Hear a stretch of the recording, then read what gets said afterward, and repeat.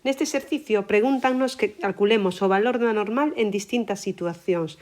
Cando teño un obxecto únicamente sobre unha mesa, cando o obxecto está nun plano inclinado de 35 grados, cando sobre o obxecto estou facendo unha forza con un ángulo de 30 grados ou cando sobre un obxecto estou facendo unha forza pero con un ángulo de menos 30 grados. Bueno, por que tan importante coñecer o valor da normal? Porque este valor da normal está directamente relacionado coa forza de rozamento. Polo tanto, en moitos exercicios, para calcular a forza de rozamento, vai a ser preciso calcular o valor da normal.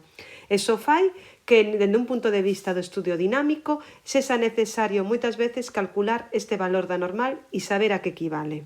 O primeiro que farei vai a ser facer o debuxo do que está a ocurrir e escribir sobre o obxecto todas as forzas ás que está sometido o obxecto para poder calcular o valor da normal. Apartado A, teño un obxecto sobre unha mesa, poño sobre unha superficie. Cales van a ser as dúas forzas ás que está sometido este obxecto? Por un lado, vai a estar sometido á forza do peso, por ter masa vai a ser atraído pola terra e, polo tanto, vai a aparecer o peso, que é masa por gravedade. E, por outro lado, como se trata de un obxecto que está sobre unha superficie, vai a aparecer unha forza chamada normal, que é perpendicular á superficie na que se atopa. Agora, o que temos que facer para calcular o valor da normal é saber se sobre ese obxecto se exerce algunha forza máis ou, o que é máis importante, se este obxecto se está movendo. Normalmente, para coñecer o valor da normal, se fai o estudio dinámico no ISI. Vamos a ver que ocurre no ISI e observamos que no ISI este obxecto non se está movendo. Polo tanto, aplicando o primeiro principio da dinámica, o principio de inercia,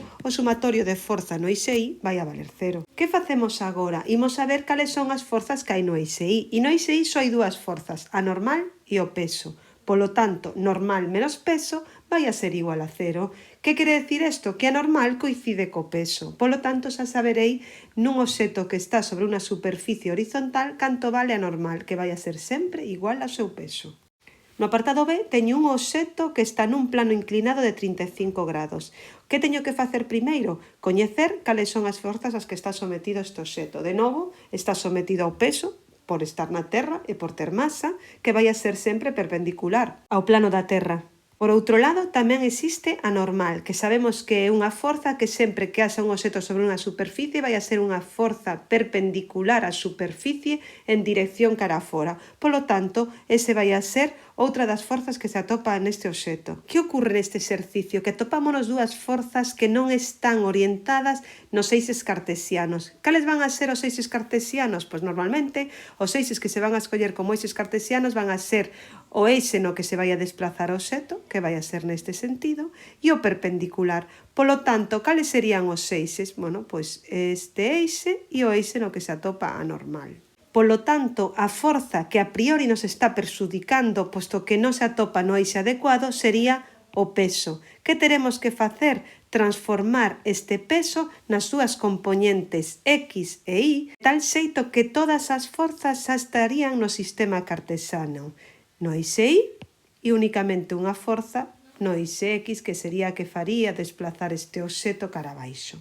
Para coñecer o valor de peso Y e peso X, vamos a ter que facer uso das funcións trigonométricas, pero para eso vai a ser moi importante o valor de 35 grados deste ángulo. Por qué? Porque este ángulo coincidirá ou con este ou con este. Por semexanzas de ángulos, vemos que este lado e este son perpendiculares xusto a este lado e a este, que formaban 35 grados. Polo tanto, este ángulo tamén será de 35 grados. E, polo tanto, vamos a poder utilizar as funcións trigonométricas que xa vimos anteriormente. Como calculo o valor de peso Y e de peso X? Pois neste caso terei que facer uso tamén das funcións trigonométricas. Teño un triángulo rectángulo e teño un ángulo de 35 grados. Como vou a utilizar as funcións trigonométricas? Como facíamos ata agora. Seno de alfa e coseno de alfa.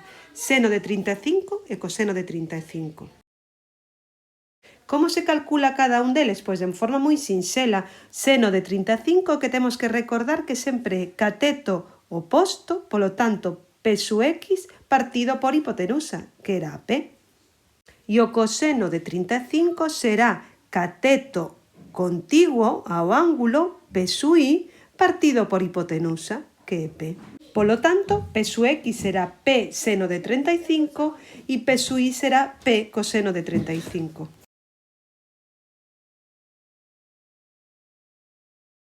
Xa sabemos, por tanto, canto vale P sub X e P sub Y numéricamente. Que nos preguntan en este exercicio? Canto vale o valor da normal. Que teremos que facer? Pois o mesmo que no exercicio anterior. Sabemos que no eix Y este obxeto non se move. Como moito se desplazará por acción do peso. No primeiro principio da dinámica, o sumatorio de forzas no eix Y vale 0, normal menos P sub Y é igual a 0. A normal é igual a componente Y do peso.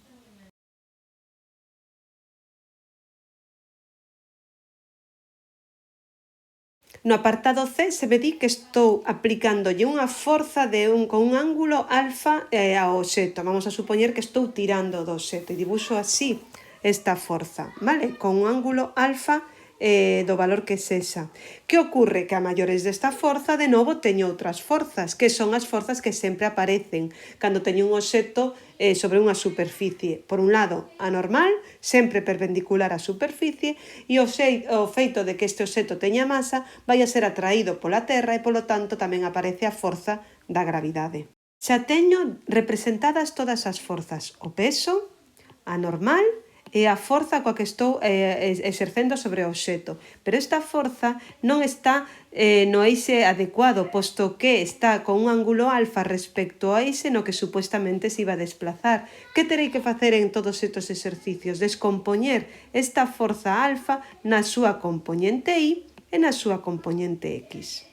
E xa, con todas as forzas nos eixes cartesianos axeitados, é dicir, Fx no eixe X, e todo o resto de forzas no eixe Y, xa podería facer o estudio dinámico.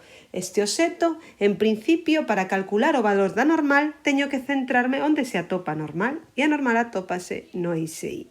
No segundo que me teño que fixar é este obxeto, por exemplo, un neno tirando dun carrito, si está arrastrando o carrito, obsérvase movimento na vertical? Normalmente non, os obxetos só se moven nunha dirección, polo tanto, na vertical aplicaríamos de novo o primeiro principio da dinámica, o principio de inercia, que nos di que cando un obxeto está en repouso ou movéndose con un movimento rectilíneo uniforme, é dicir, a velocidade constante, o sumatorio de forzas vale 0. Bueno, neste caso está en repouso, polo tanto, o sumatorio de forzas valerá 0. Cales son as forzas que hai no eixe Y? Bueno, pois hai dúas con valor positivo, normal e F sub I, e unha con valor negativo que P sub I, e será o que escriba no sumatorio de forzas no eixe Y. Bueno, pois é o que imos a facer. Normal máis F sub I menos peso vai a ser igual a 0. Nos interesa coñecer o valor da normal porque a pregunta deixámola a un lado do igual e pasamos a outro lado o peso e o F sub I. Polo tanto, a normal será igual ao peso menos F sub I. O valor do peso o sei, é masa por gravedade. Pero canto vale F sub I? Para calcular o valor de F sub I vou a ter que facer uso das funciones trigonométricas que me relacionaban o alfa co F sub X, o F sub I e a forza. É dicir, teño que utilizar senos e cosenos. O seno de alfa sempre se vai a calcular como cateto oposto, sempre o seno é o cateto oposto, polo tanto, F sub I, partido pola hipotenusa, F partido por F. Polo tanto, xa teño a expresión que me relaciona o alfa que dato, o F que dato, con F sub I, que sería o que tería que calcular. F sub I, por tanto, vai a ser F seno de alfa. No apartado C, o que me di é que aplico unha forza de menos alfa. Que quere decir menos alfa? Que estou exercendo unha forza cara abaixo. É como se estivera empurrando cara abaixo, con un ángulo de menos alfa respecto ao horizontal. Polo tanto, teño que dibuixar a forza neste sentido, por debaixo do eixe X. Ben, xa teño dibuixada a forza que estou aplicando sobre o obxeto e agora que teño que calcular canto valen as outras forzas. Para eso teño que representar de novo as dúas forzas ás que está sometido este obxeto, que vai a ser o peso por ter masa e a normal por estar nunha superficie. De novo, o mesmo que ocurría no apartado anterior, esta forza F non está nun eixo adecuado, non me permite traballar e facer un estudio do movimento deste obxeto. Que terei que facer? Descompoñer esta forza no seu eixe X e descompoñer esta forza no seu eixe Y, que era o que xa veíamos anteriormente cando facíamos descomposición de forzas. Agora, como nos apartados anteriores, farei o estudio dinámico deste obxeto. Este obxeto no eixe Y atópase en repouso, non se move. Polo tanto, aplico o primeiro principio da dinámica ou da inercia que di que o sumatorio de forzas no eixe Y ten que valer cero. Cales son as forzas que hai no eixe Y? Pois teño que fixarme nelas e teño a normal que vai en sentido positivo e dúas forzas que van en sentido negativo, que son F sub I e o peso, e serán con estos signos como as terei que escribir na expresión.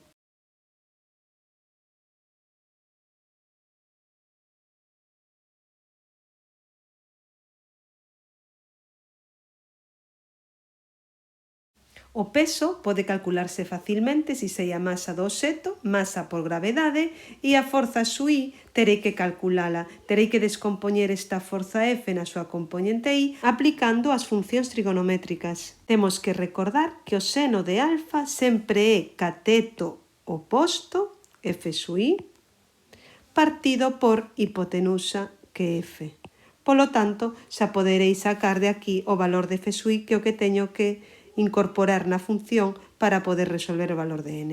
Nestos 4 exercicios ponse de manifiesto como o valor da normal vai a variar en función de como sexan o resto de forzas que actúan sobre o obxeto, pasando de un caso sinxelo en donde a normal é igual ao peso a outros casos en donde é necesario descompoñer as forzas que non se encuentran nos eixes cartesianos para poder calcular o valor de esta normal. E o valor desta normal vai a ser moi importante porque, como veíamos ao principio, o valor da normal está directamente relacionado coa forza de rozamento e se nos exercicios me din que existen forzas de rozamento, teréis sempre que calcular primeiro o valor da normal para poder despois calcular esa forza de rozamento e poder facer o estudio dinámico que ocorre no eixe X normalmente.